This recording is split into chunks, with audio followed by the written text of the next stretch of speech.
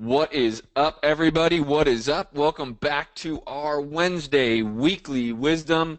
I am Justin Colby, as always, here to help you through the real estate business, the education side, and very specifically, we are going to be continuing our training on the sales system we have developed. These systems have come from a lot of studying of sales, have obviously come from what we do in our own business, and then I myself am huge on understanding the marketing and sales side of the business, so I'm constantly investing in sales training, reading sales books, and so a lot of this is not necessarily new material for some of you if you've ever been in sales or have gone to sales trainings, but it is very specific to real estate investing, and so we are going to continue rocking it out. Today we are on the fifth step, which is the minor commitments.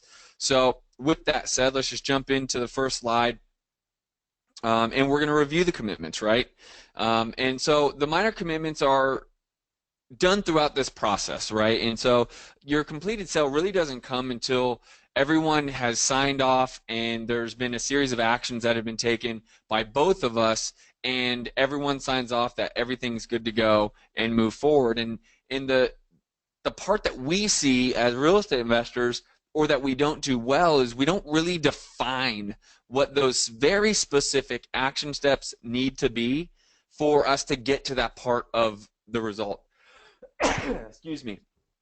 We don't actually define what those action steps are, and so what happens is we go through this process and we're really just kind of spinning our wheels. We're really just kind of moving, right? Creating stuff to do and trying to get our best things done, but we don't have any clean layout. We don't have very specific systems that we can implement. There's no guidance, and what today is all about is to give you guys some guidance on how to get these commitments from your sellers, right, from the prospects, and then you can close those deals, right? So the key that we do as entrepreneurs, a lot of times we create busy work, right? We create things that we have to do so we feel like we're doing something, and that's a mistake, right? Because you're not actively doing what we call like RGAs, right? Revenue generating activities. And if you don't get these commitments, you're not actually pushing the deal forward.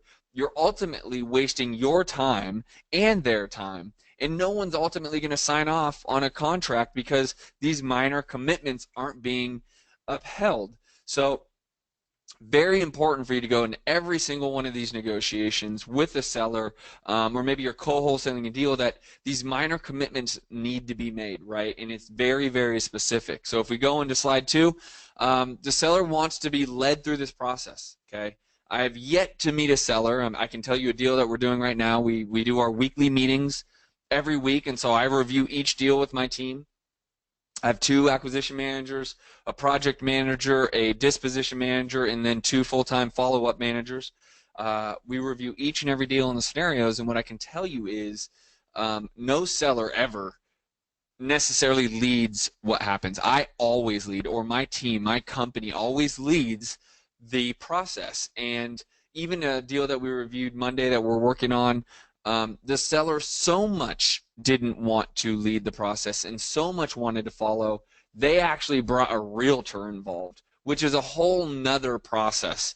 But I bring that case to light just to really emphasize how much sellers do not want to lead the process. They want to be led, right?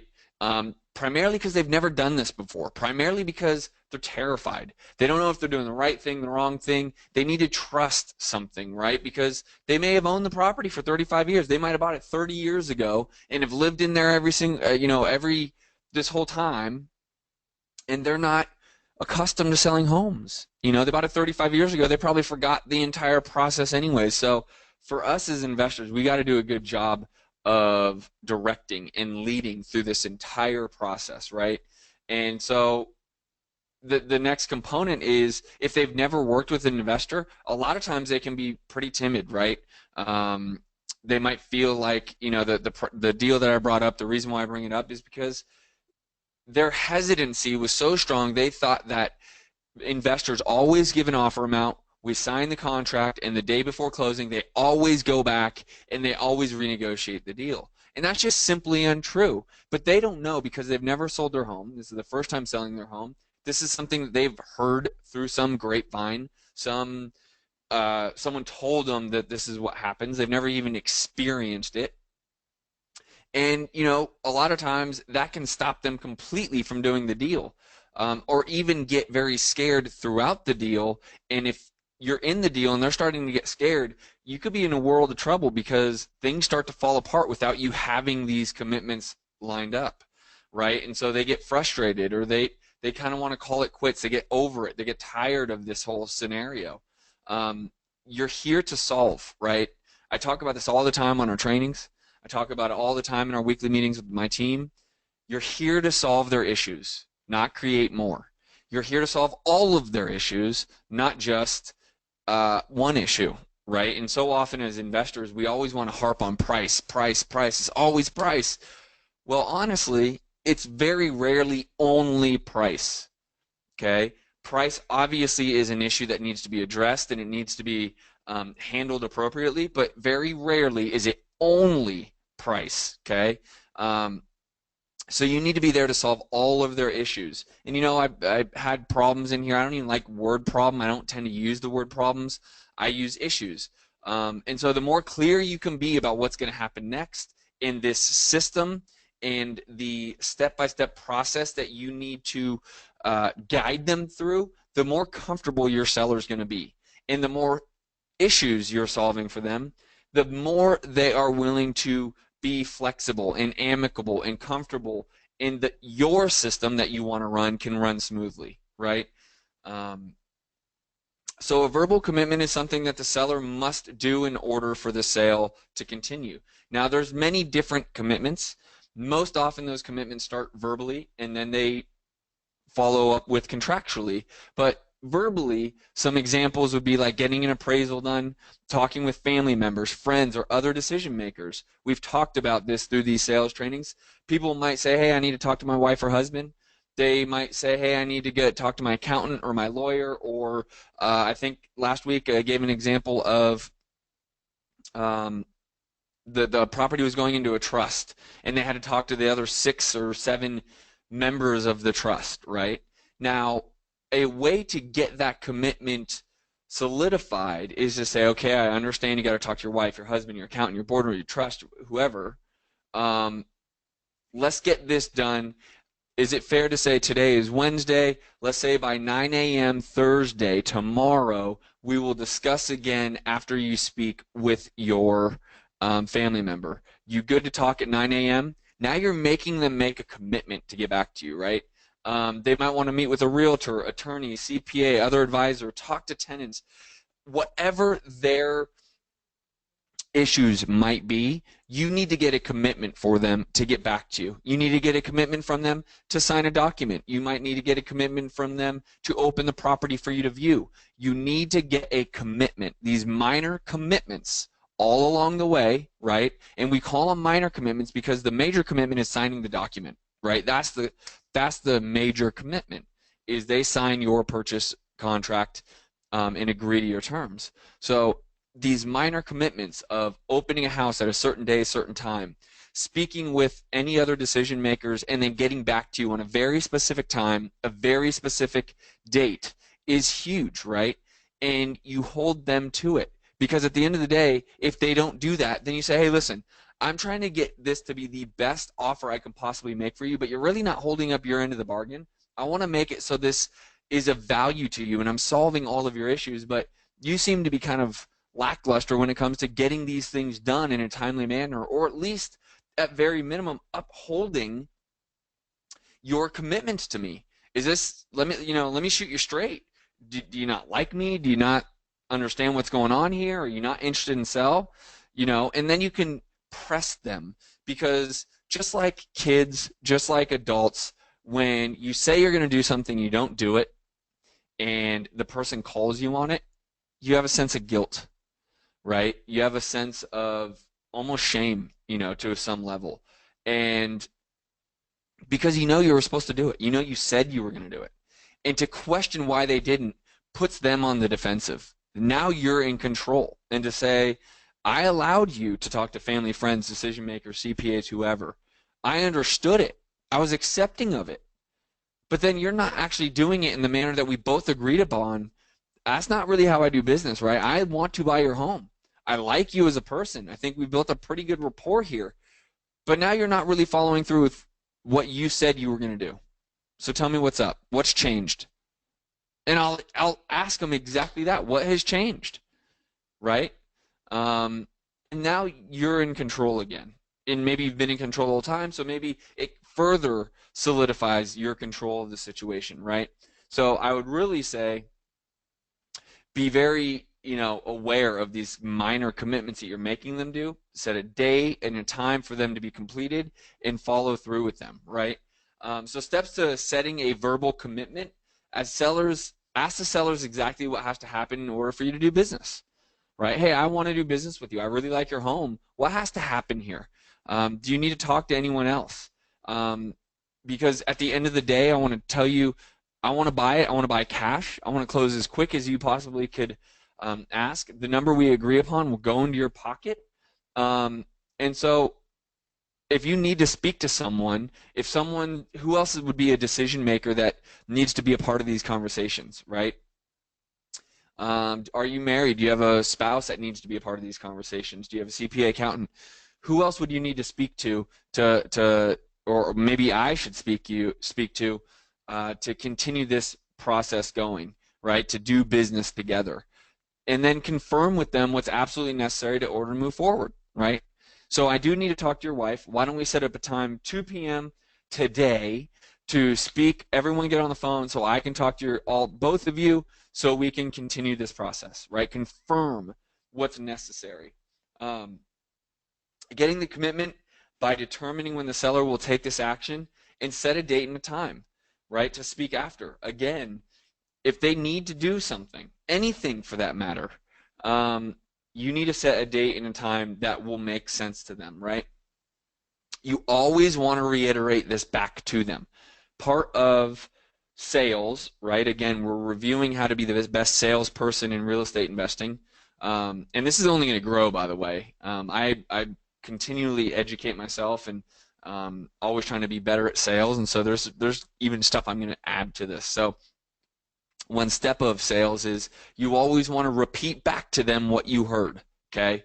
So you told me that you're married. You need to speak to your wife about this. You're going to speak to your wife today at 5 o'clock when she gets home from work. So why don't we agree that 9 a.m. tomorrow morning would be a good time for us to get back. Is that correct? Is that what I understand? Is that a correct understanding? Is that what you understand? Right? That's how you want to approach that. So you never want to end a conversation unless both of you are on exactly the same page.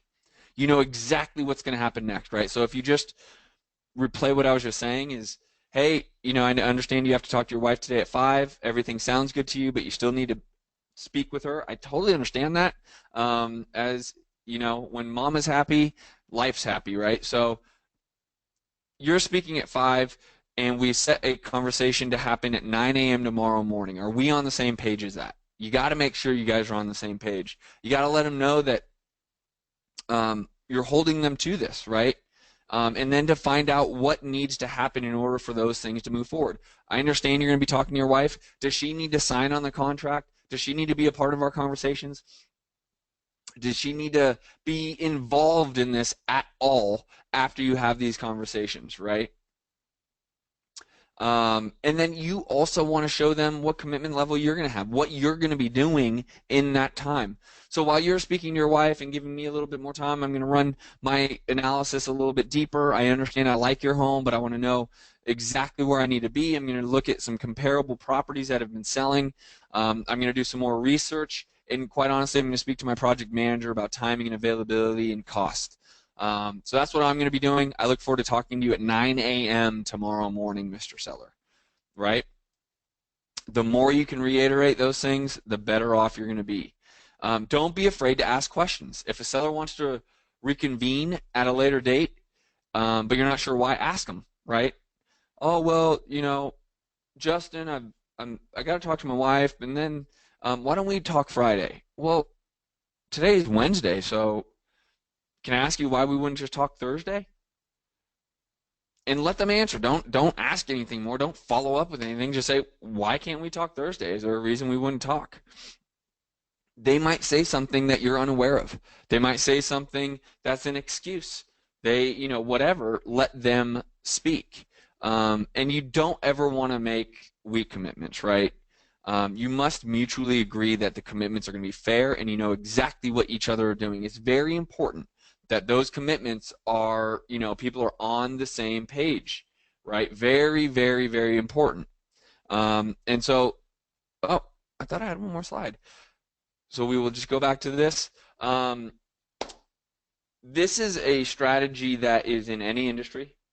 This is something that if you have been following the first 4 steps is your next logical step, and it's throughout the process, right? So as you are going, and as you are going through the process of meeting them over the phone, then meeting them in person, then writing the contract, for those of you who might do everything over the phone, some of our coaches are in Canada, they do absolutely everything over the phone. Then they create minor commitments for their team to do, right? That they're boots on the ground, and they make minor commitments for the seller who is handling everything over the phone. This never stops, right? If something, because ultimately all these minor commitments are building up for the major commitment of them signing your offer. That is what you're building to, right? And so reviewing, again, if we go back here, let's just go back to the main one here. If you review the first 4 steps, right? Building rapport, incredibly important for them to like you, right? We always talk about that there's 4 main criteria for a deal to get done: likability, price, process, and paperwork. So building rapport is incredibly important. Setting proper expectations, letting them know exactly what's going to happen and what the process is going to be and what they can expect. Doing a probe, understanding more about the property, more about their motivation, more about them. Starting to get some minor closes, finding out, hey, are there more decision makers I need to talk to? Who would be getting in the way from us doing business today? What could possibly stop or halt this process if we both agree? Knowing what other minor closes you can get so that all of their excuses are out of the way. And now 5th are these minor commitments along the way, all the way across this, right? Get minor commitments out of them, whether it's they have to speak to someone else, whether they have to get an appraisal, whether they have to review the paperwork, whatever, and then confirm you guys are on the same page. So what I understand, Mr. Seller, is you need to run this offer by your CPA. Your CPA needs to review it, but if your CPA has a green light, then you're a green light. Is that a correct understanding, Mr. Seller? Great. Why don't we talk at 9 a.m. Thursday morning? Does that sound fair? Sure does. Wonderful. I'll talk to you at 9 a.m. I look forward to doing business with you, right? Making sure you reiterate the commitment, the understanding on both sides, and that the time and date are there for you guys to follow up. So this is very, very important. Next week, we're going to start going into soft closes. Very important as well. And then you're going to start going back over, once you start going into soft close, making sure you've rebuilt your rapport, reviewing your commitments, and getting that offer into them. So that's what we got for this Wednesday. Again, I'm Justin Colby. We are going to continue with the real estate investing sales system over the next coming weeks. We have 1, 2, 3, 4, 5 or so more weeks of learning how to be a great salesperson, and it's going to continue to get bigger, continue to get better. And that's it. I'm signing out. I will see you next week. Peace.